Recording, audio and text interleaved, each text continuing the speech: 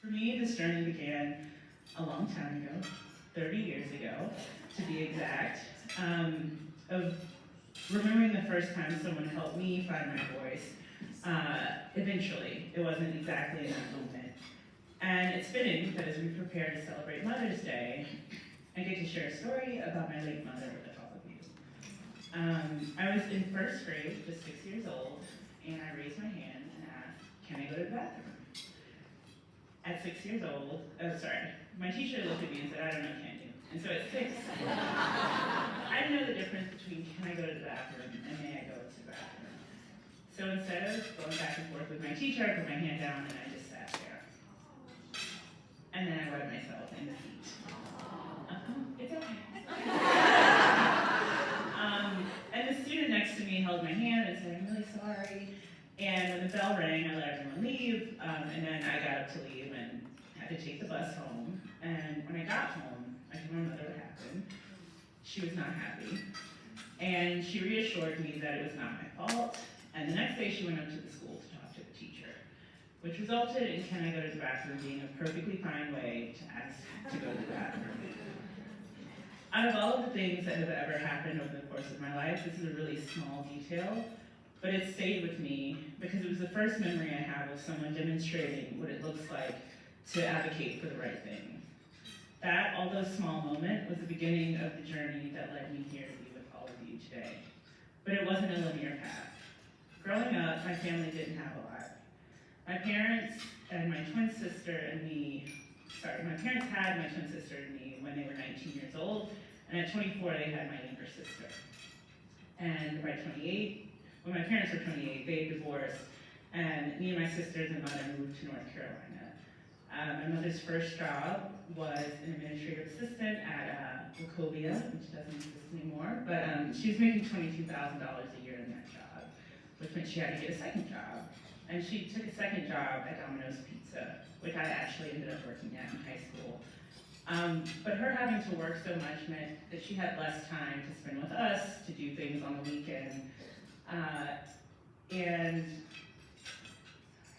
she spent a lot of time working. And in 2010 is when she passed away, but fortunately she was only working one job at the time. But this was also the start of my career.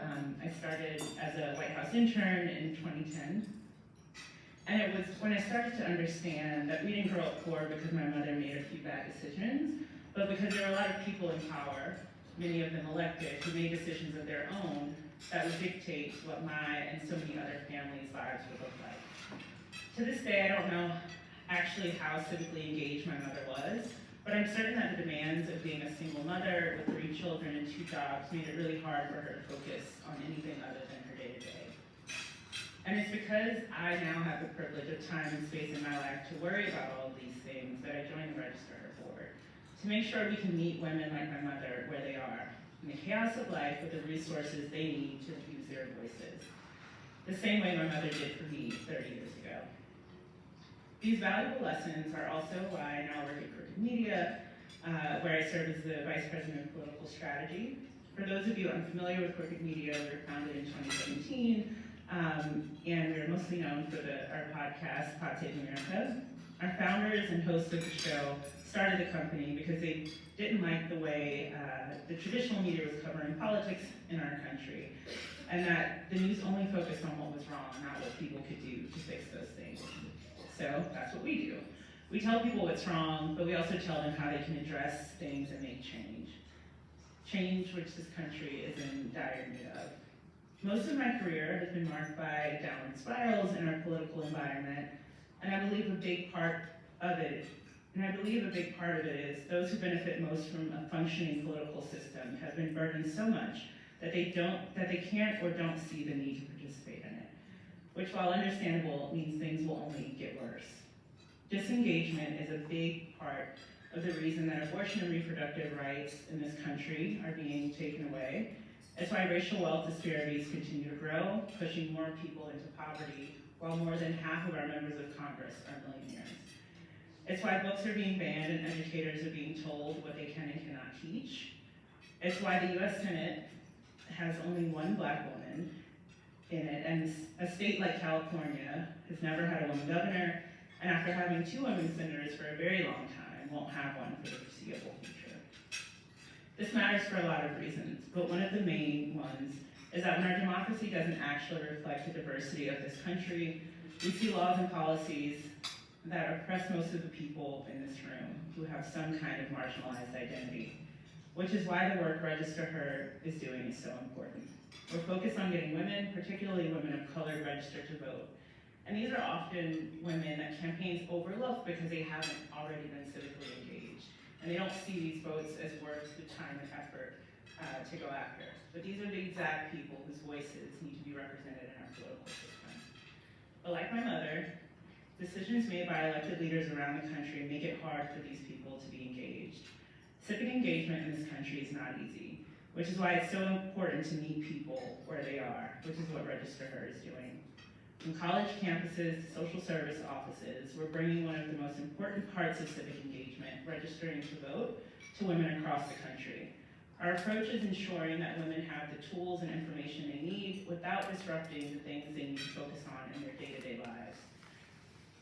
Our work is also ensuring that grassroots organizations that have the trust and credibility in the communities that they work in are the face of this work, delivering messages from people within their communities, some of whom you will hear from later on.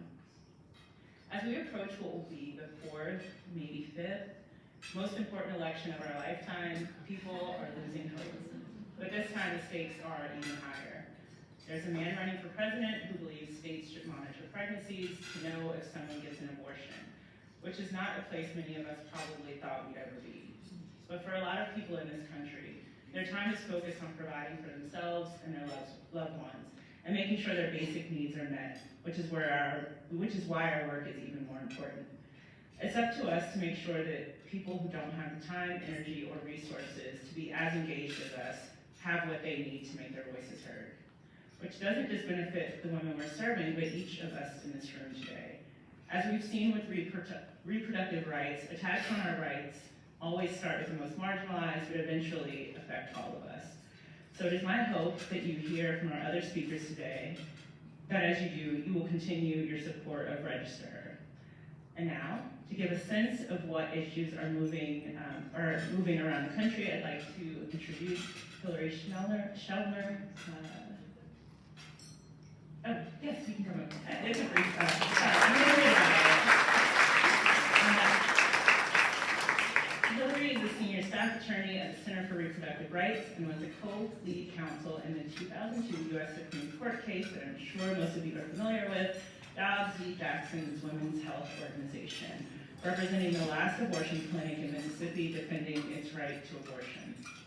Defending the right to abortion. She has led numerous other cases in state and federal courts to secure and expand rights to abortion access. Hillary also worked closely with the Center's U.S. Human Rights team to advance impact litigation to dismantle racist and sexist policies that restrict access to maternal health care. Before joining the Center, Hillary was an Equal Justice Works Fellow at the National Women's Law Center, where her work focused on addressing sex discrimination in healthcare. She received her JD from Columbia Law School and her BA from Barnard College. Thank you so much. It's really an honor to be here and to support Register Her's transformative work. I've been a litigator at the Center for Reproductive Rights for nearly 10 years. The Center is a global human rights organization that works to ensure reproductive rights are protected as fundamental human rights.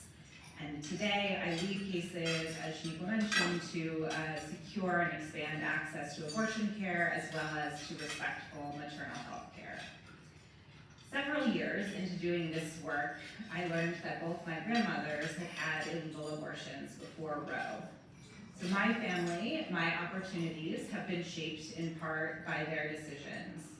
And that is really true for countless other people, whether they actually know that or not about their family. For me, abortion is about equality and about personhood. Without the power to make our own decisions about our bodies, lives, and future, we are just not equal people. One of the most alarming aspects of the Dobbs decision is that it reached its horrific result without any consideration of the impact on women, pregnant people, and families. The majority opinion uses the phrase legislative bodies 6 times, which is 6 times more than it mentions the bodies of women. So today I wanted to talk a little bit about the impact that that decision continues to have and some of the levers we are using to push back against it. So today, abortion is banned in 14 states and severely restricted in about a dozen more. And when I say severely restricted, I include states that are banning abortion as early as 6 weeks of pregnancy, which is before many people even know they're pregnant. Entire regions are without access to care. And there have been broad ripple effects. Labor and delivery units are closing, OB-GYNs are leaving communities that have banned abortion because criminalizing abortion care has made it unsafe and unsustainable for them to continue to work. 71% of enrolled and prospective college students say reproductive health policies impact their college choices. 84% of prospective college students do not want to be without abortion access when they're in college. And 70% of women of reproductive age and 59% of men would be discouraged from taking a job in a state with restrictive abortion laws. And this is not all happening in a vacuum. The US has the highest maternal mortality rates of wealthy countries. Pregnancy and childbirth disproportionately threatens the lives of Black, Indigenous, and other people of color. So the reality is we are forcing people to be pregnant in a country where they do not have access to maternity care providers and where pregnancy and birth can literally be a death sentence. None of what is happening is pro-life. And still, anti-abortion forces are not done. Just consider 2 major abortion cases the US Supreme Court will decide this term. One case was manufactured by anti-abortion doctors against mifepristone, the abortion pill, with the goal of taking away access to medication abortion across the country. Medication abortion accounts for half of the abortion care in the US. Mifepristone is also one of the most effective medications used to manage miscarriage. The court now is considering whether to reinstate federal restrictions on mifepristone and, in particular, end medication abortion by mail, which has been transformative for people in rural communities, people who can't make an appointment, around work or school or childcare, simply to go to a clinic to pick up pills. And I will repeat that this is a nationwide threat to medication abortion, even here in California, because FDA restrictions would apply across the country. The other Supreme Court case shows just how far states will go with their newfound power to restrict abortion. That case involves EMTALA, the Emergency Medical Treatment and Active Labor Act, which is a federal law that requires hospital emergency rooms to provide stabilizing treatment to people in emergency situations, including when that emergency care is abortion care. So the question in this case is whether those federal protections take precedence over Idaho's criminal total abortion ban, which would put physicians in prison for providing abortion care even in emergency situations. During the oral argument last week, the court was literally debating which and how many organs a pregnant person must risk to be sick enough to deserve care under Idaho's criminal ban. Must a person be minutes from death, or is hours okay? And they were discussing this harm as if this was not happening on a daily basis. Justice Sotomayor thankfully jumped in to ask the attorney defending the state of Idaho, what would happen to a woman who was at risk of medical complications, serious medical complications, but not certain death. He could not give a straight answer. And that woman is not hypothetical. Her name is Anya Cook, and she is a client of ours from Florida. Anya spent years struggling with fertility. She and her husband were thrilled when they found out she was pregnant, and then devastated when her water broke early at 16 weeks. Anya's pregnancy would not survive, and she was at serious risk of infection herself. But hospital staff sent her home because she was not sick enough to access abortion care under Florida law. Anya ultimately had a miscarriage in a bathroom during a hair appointment and was rushed to the hospital and put on life support. And she really is lucky to be alive today.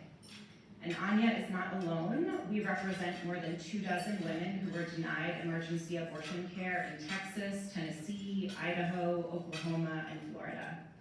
They are sharing their experiences publicly, putting their names and faces out in the public to demonstrate the cruelty and really say loudly that the government should not be making these life-altering decisions and should certainly not be standing in the way of life-changing care.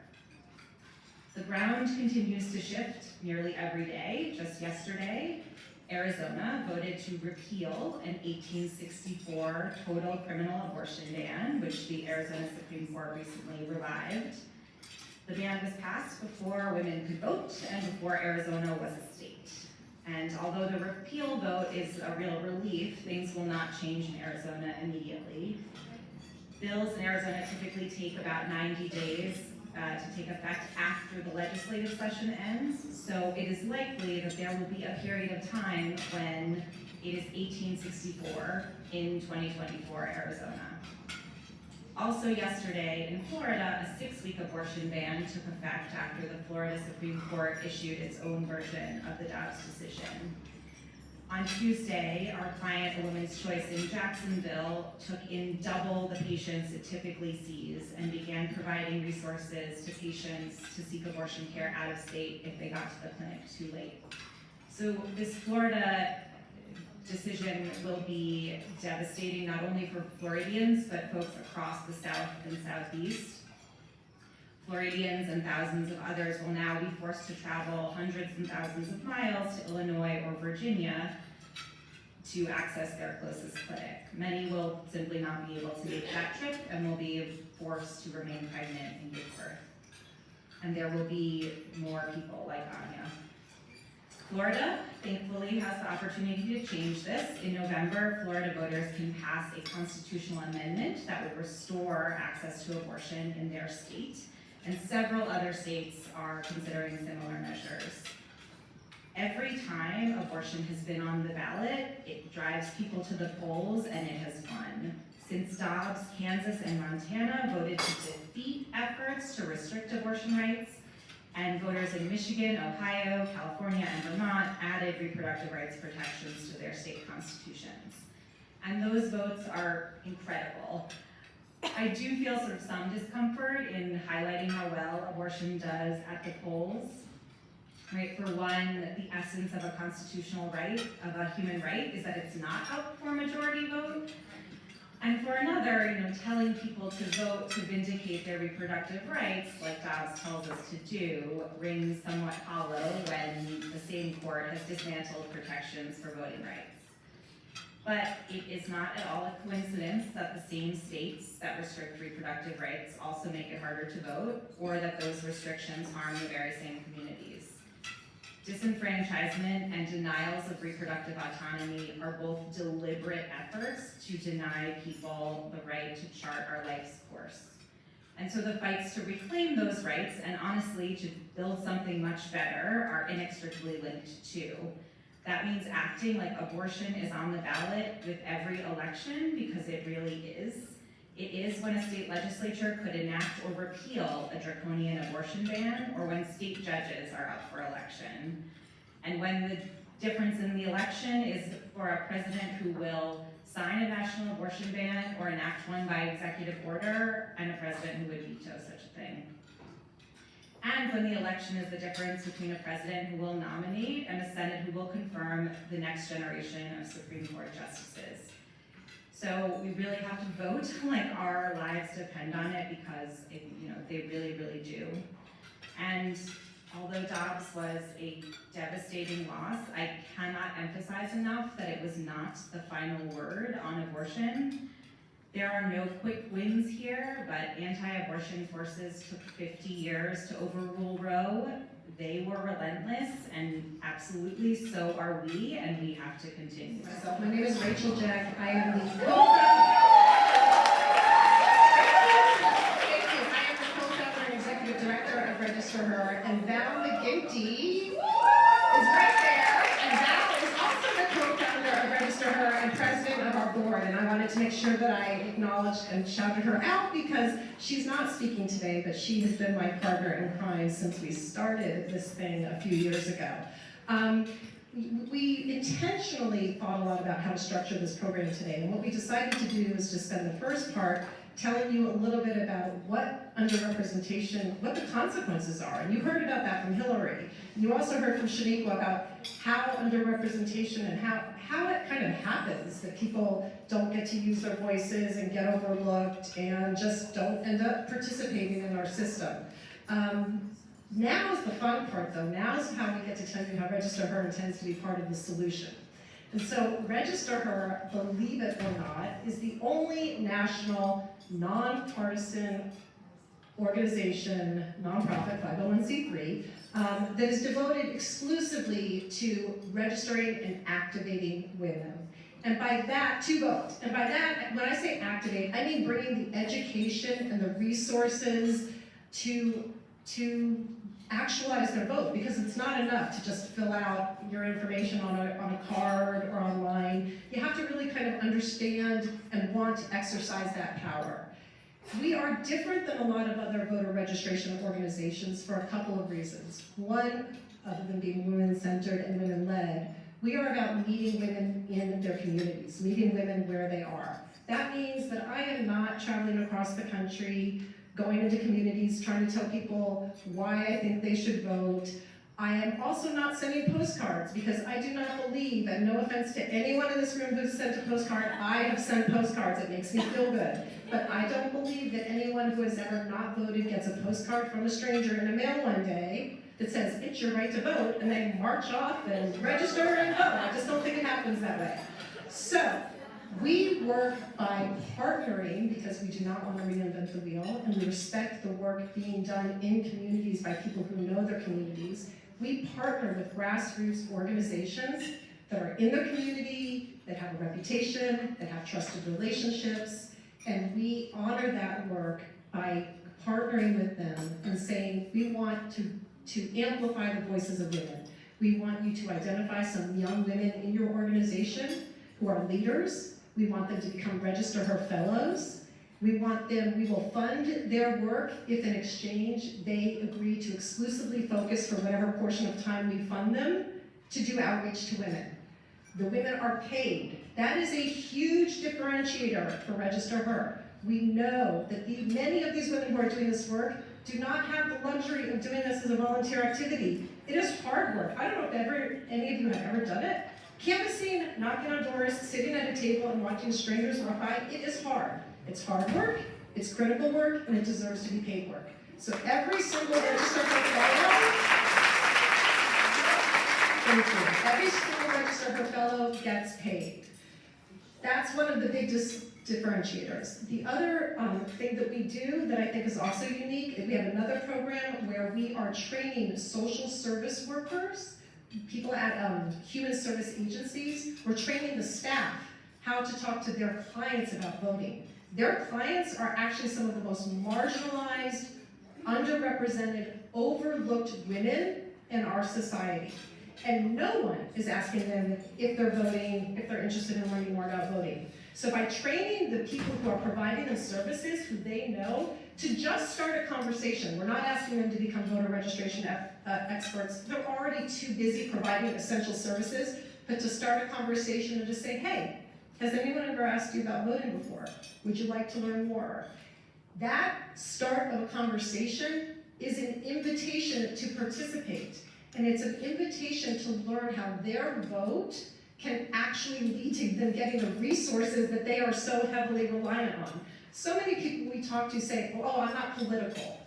Politics isn't for me. And let's face it, there is a major enthusiasm gap at the top of the ticket this year. There just is, okay? But when you talk to people about what's going on in their community, do you want to see more green space? Are there potholes? Is it safe? Is there enough lighting on your street when you want to walk down the street at night? Whatever, is there clean water? Do you have broadband access? Whatever that is, whatever that looks like, that people care about, right? And so when you say to them, from the moment you turn on your light switch in the morning to light your gas stove, to try to, whether you can have heat or AC or a safe place to drop off your kid, whatever that is, that's all political.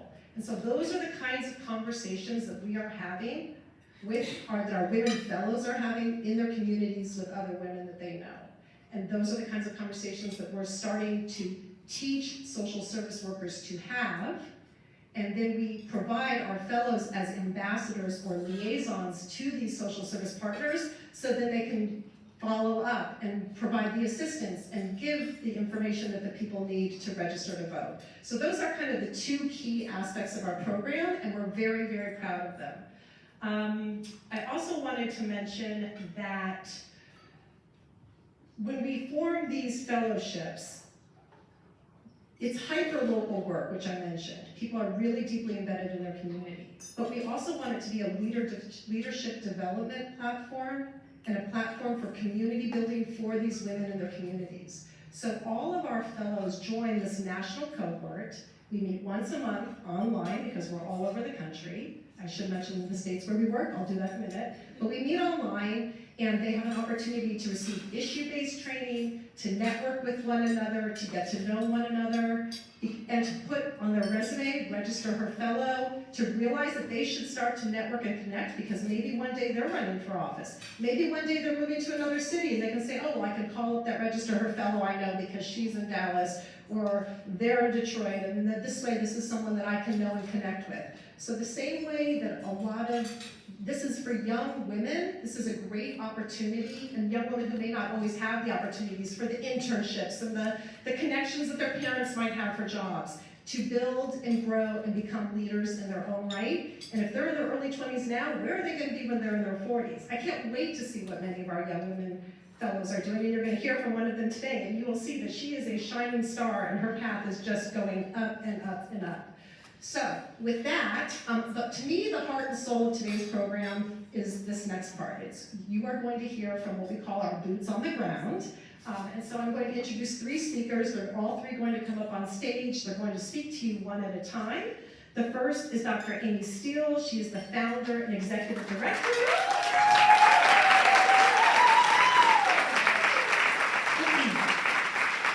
of the New North Carolina Project, which leads me to say, let me just say our states really quick. We are in Arizona, we are in North Carolina, we are in Texas, Pennsylvania, Michigan, and as of about a week and a half ago, we are in Jackson, Mississippi. I am so excited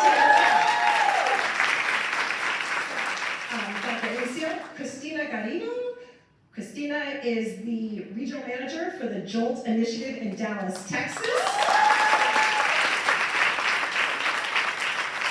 And last but not least, Jasmine Lopez, who's a University of Arizona student and Register Her Fellow, and was recently crowned Miss Native American for the University of Arizona.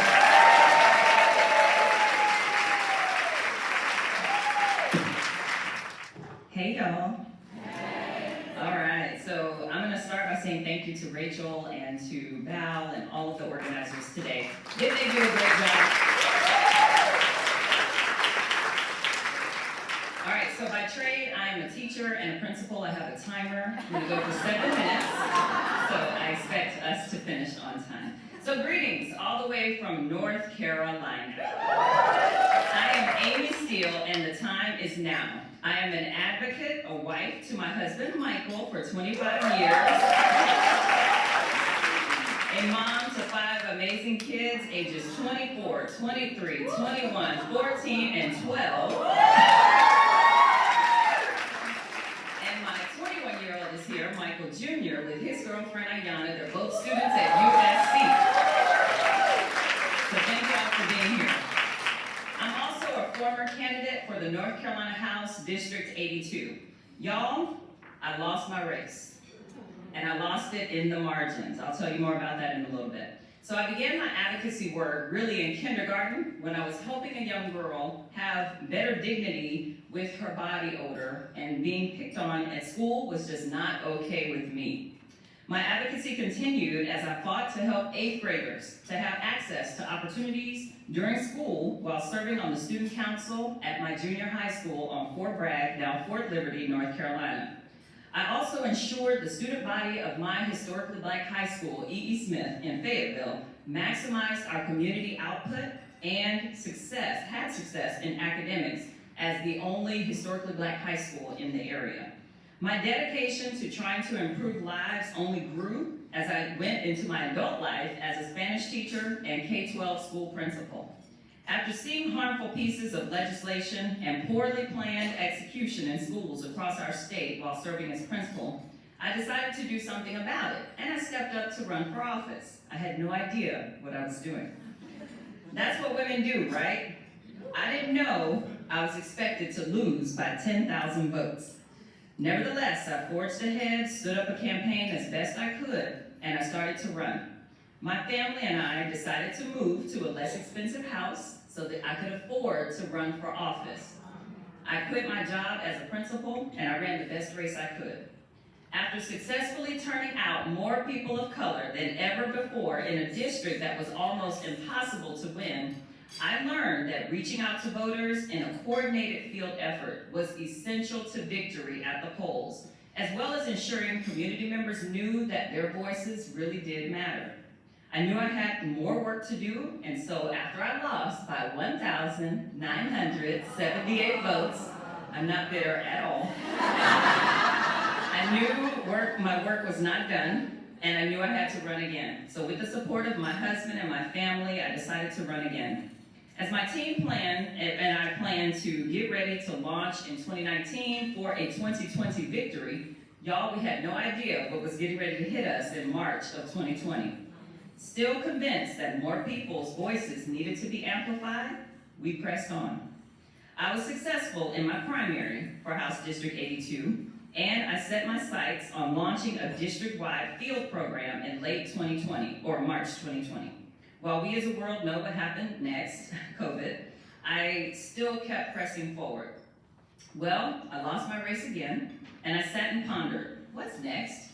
I was among 17 other highly qualified black women who also lost our elections on the same night in North Carolina. Y'all, losing is not fun.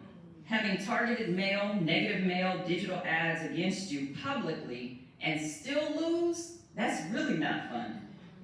We supported one another, these women and I. We had weekly accountability calls from July of 2020 until November of 2020. And we all sat on the phone at the Zoom and cried the Thursday after we all lost, and were completely devastated. This included Chief Justice Sherry Beasley, who lost her election by 401 votes. Now, at the time, we were ballot chasing for her, but she still ultimately lost. Honestly, I was content to leave politics and be like, I'm out.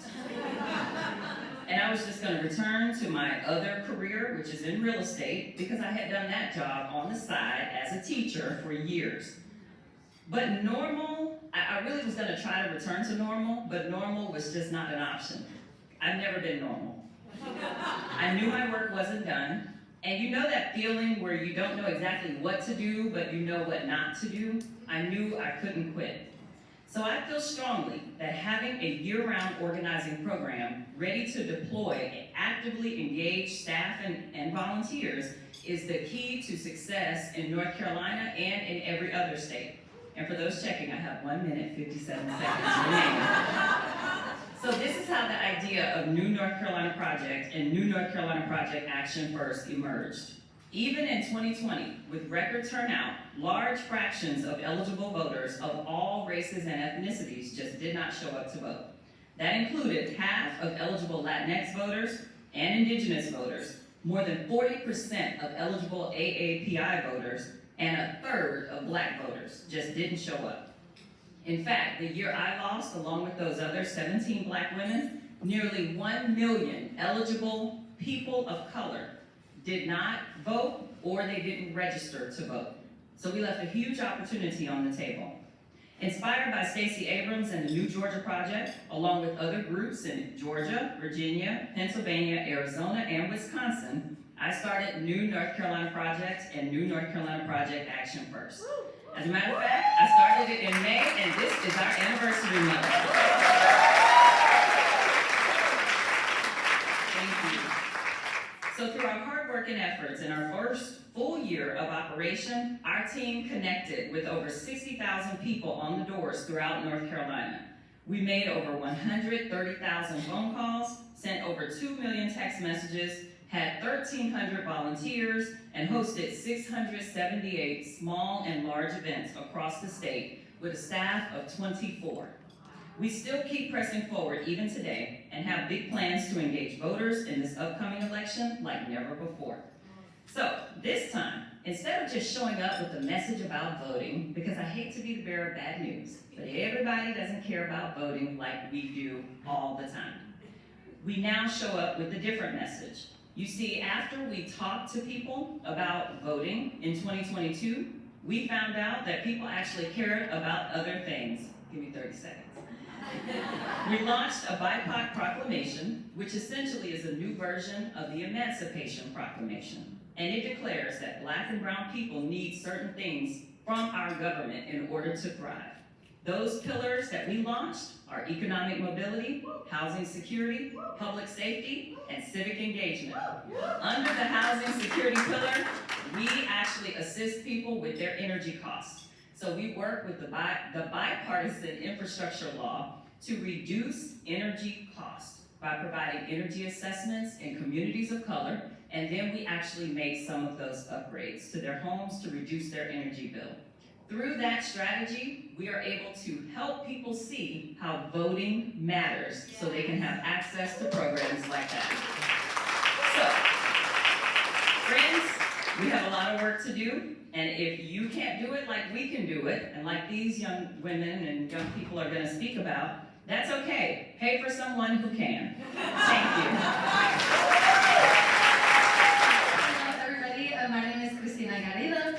I am with JOLT. We are a non-profit, non-partisan organization that focuses on getting out the vote for young Latinos. Our target demographic is between the ages of 18 and 32. And we specifically focus, we're statewide in Texas, but we specifically focus in the metro areas, DFW, San Antonio, and Houston. So I became the manager at JOLT about 3 years ago, but like many of the folks in this room, like Jasmine's gonna come out and speak, I also started as a volunteer and as an organizer with my boots on the ground. It was after a lot of that type of work, I did that for about 6 years, and then started focusing on working on campaigns that I realized, you know, there is a issue with getting out the vote because there are a lot of issues that haven't made their way to like the kitchen table, so to speak, for our young Latinos especially. And so I recognized that there was a huge need and a missed opportunity, of course, to make sure that we were getting people out to vote because of issues that they care about. So, you know, in talking with a lot of other my organizer friends at the time, I really saw a lot of potential in JOLT and making sure that we were going to be able to do that first step. We fully recognize that voter registration is step one in this process in getting folks typically engaged. But that's extremely important to just start that conversation. There are a lot of folks, you know, who have been marginalized, disenfranchised, gerrymandered in Texas especially, that have never even had that conversation. So we really believe in being out in the field. We have a full-time staff that's out there 40 hours a week doing voter registration in the places where young Latinos are at. So that includes colleges, trade schools, community schools, high schools, but then also just like at community events, you know, making sure that we're at every festival and every market that is targeted for our community, and that we're starting those conversations. And one of the big things is we really believe in recruiting people from, you know, our backyard, so to speak, that people really organize in the areas that they know, you know, their homes. And so it's really important for us to make sure that we are focused on local initiatives. We fully understand that issue-based advocacy is going to be the lead of a lot of the drive for people to go out to vote in November. So it's really important for us to make sure that we are connecting with our community in a very organic and genuine way. So I have a story. So about a month ago, we were at a training in San Antonio, and we were, you know, at the hotel. We were talking to one of the staff members that, you know, we were in the elevator with, and you know, we were talking about what we're doing. And like true organizers, we asked them, "Hey, are you registered to vote?" And they told us that they had previously had a felony and that they weren't allowed to register to vote. And we told them, "Well, you know, are you off your paper? Are you off probation? Like, are you, you know, still and quarter anything, and they said no. I'm like, great, you're allowed to register to vote, let's get you registered to vote. And we registered them to vote that day. But cut to 2 weeks later, they became a volunteer with us. They started registering voters. They signed up to become a volunteer deputy registrar out in their county, and they've been working with us ever since. And so it's just like, you know, what might seem like a very small micro moment led to this ripple effect, and we really truly do believe that like relational organizing is going to be the way that we connect to folks, you know, through our culture, through our history, through our community, and that we have that mindset of building a long-term movement of voter engagement, right? It's going to take multiple touch points to be able to build that culture and build that enthusiasm.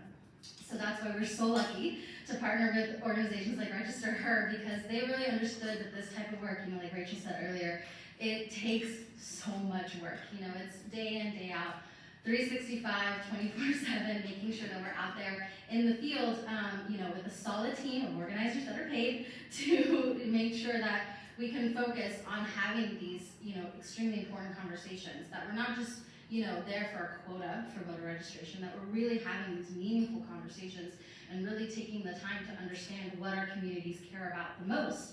And so, you know, meeting Register Her was definitely like the stars aligning. Just in this past month, Jolt has been able to register almost 2,000 voters.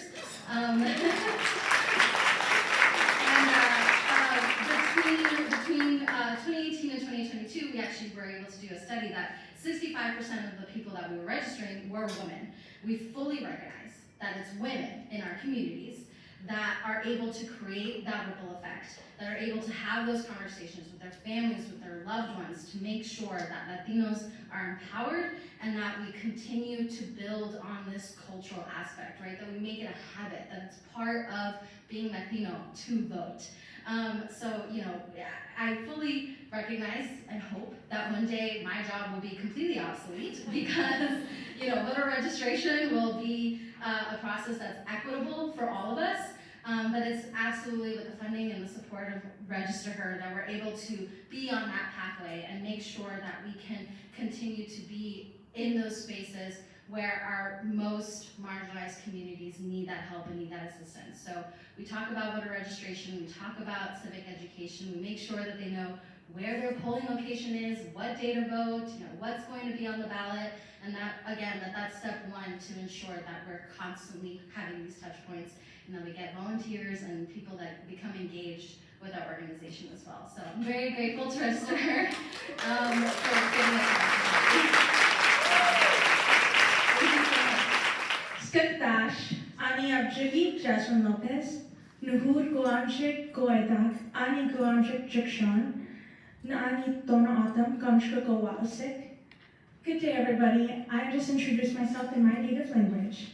I am Dona Autumn. My name is Jasmine Lopez. I come from Tucson, Arizona, and I am also Miss Native American University of Arizona.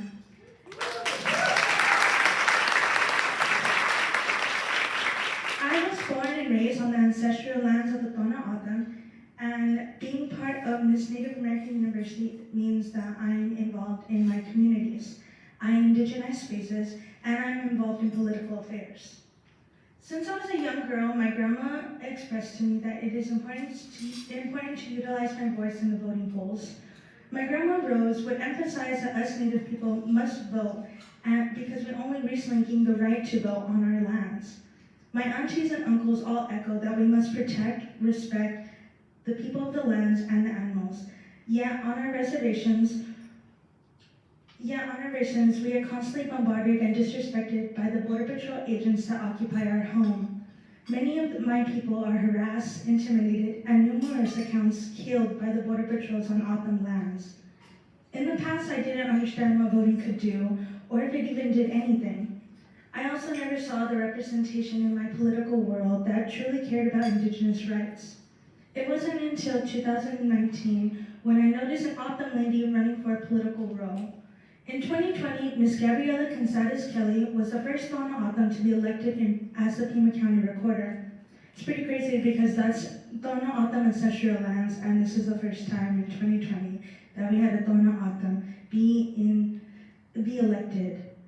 This was the first election I took the time to vote in a really long time because it mattered to me that a woman where my family comes from felt the drive to ensure Indigenous people are taken care of. Ms. Gabriella explained that her drive for becoming Pima County Recorder comes from not wanting the wrong people in a powerful position. This resonates with me because I also care for ensuring the right positions are filled with the correct mindsets that put the people's well-being first. I joined the empowering work of Register Her in August. I felt the need to join Register Her because it felt like who I am. To be a woman from my community and connect with other women who may have not been assured of their political rights, it was exhilarating. To be someone who lets other ladies know that they aren't the only ones feeling unsure or unconnected to the political world was comforting. Throughout my work with Register Her, I've had many conversations with women who feel uncertain about the outcome of voting. I provide reassurance that if we don't exercise our right to vote as American citizens, then we are contributing to the problem. We must take action and keep having the uncomfortable conversations with community members so they are inspired to create change. Working with Register Her has brought me close to my student, Tucson, and Native communities.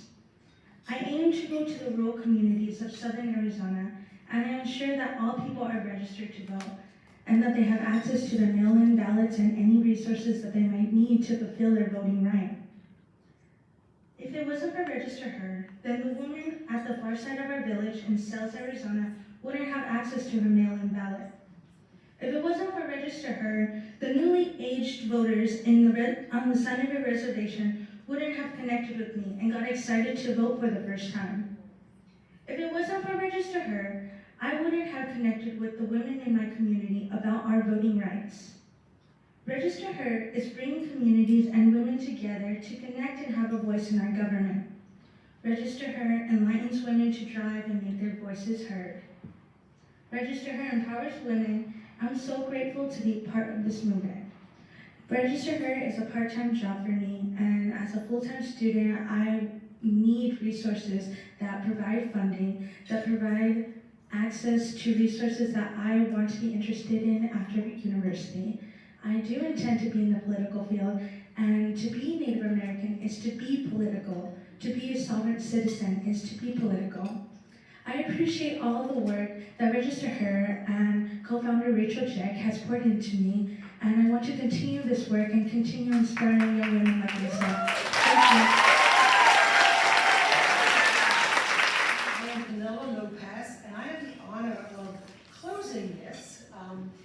And what incredible speakers, and what great work you're doing out there. I am just like in awe. Thank you so much to all of you. And so who the heck am I? I actually was part of the founding board members for Fund Her.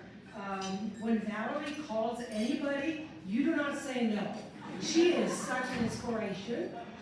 So I was part of the Fund Her founding board, and then when Rachel stepped out and said, I think we got to do Register Her, the two of them convinced me to just be part of that. And I am just so excited about this work and have seen both organizations grow and see how you are making a huge change, Valerie and Rachel, and all of you here. I'm just so inspired. And I actually grew up in Denmark, and I just want to tell you, in Denmark, you get registered automatically to vote, and you have to work very hard to get deregistered, if that's it. So it's a very interesting difference. And so, of course, I grew up in a place where every life matters.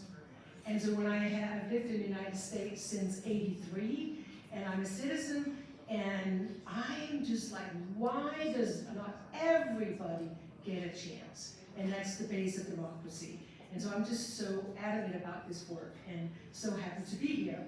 And I was just supposed to say thank you, but I wanted to just add that. And I just want to thank everybody that's here for coming out on this Thursday. Many of you coming far from Arizona, from Washington, D.C., just San Francisco, Valerie. and just coming out and really supporting, and especially, of course, the sponsors and all the leadership members, fantastic. I also want to call out, I am here, I'm a board member of Homeboy Industries, and I invited all the women, including my daughter and my mother-in-law, but these women are actually making a change every day on a very local level. So it really is important, the work that's being done, and just such a big thank you. And just also know that it's not about big money, no, it's about all the little dollars that matters just as much. So please, don't feel intimidated at any point. We will honor, if it's $10, anything you can do will help. And also don't forget to stop by, anybody that has donated today, our sponsors, stop by the merchandise table out there and get a gift and keep on promoting Register Her. And also raffle winners will be contacted Friday or Monday. And then just a special thank you to you, Nicole, for your work and putting this all together.